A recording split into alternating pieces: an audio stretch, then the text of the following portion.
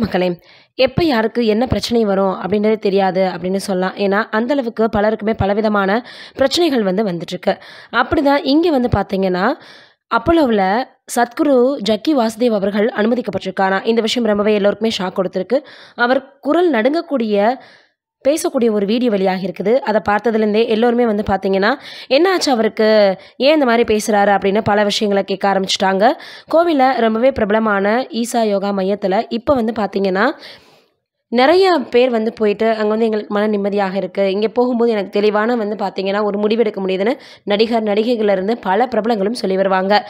இப்படி இருக்கக்கூடிய சூழ்நிலையில, டெல்லியில இருக்கக்கூடிய அப்போலோ மருத்துவமனையில உடல்நலக்குறைவு காரணமாக அனுமதிக்கப்பட்டிருக்கிறாரு சத்குரு அவர்கள். இப்ப பார்த்தீங்கன்னா, அவருக்கு மூளையில சிறியதாக அறுவை சிகிச்சை பண்ணியிருக்கிறாங்களாம். அத கூட ரொம்பவே நக்கலாக ஒரு காமெடியான பாணியில பேசியிருக்கிறாரு. ஏன்னா சிசர் வச்சு பார்த்தீங்கன்னா, கட் பண்ணி எடுத்துட்டாங்க. வேற ஒண்ணும் இல்ல.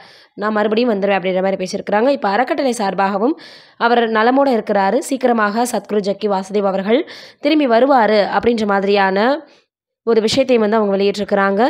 இப்போ பார்த்தீங்கன்னா, சீக்கிரமே அவருடைய உடல்நலம் தேறி வரணும் அப்படின்னு தான் எல்லோருமே சொல்லிட்டுருக்காங்க. இது ரொம்பவே பரபரப்பாக இப்போ சமூக வலைதளங்கள்ல பேசப்பட்டு வந்துட்டுருக்கு.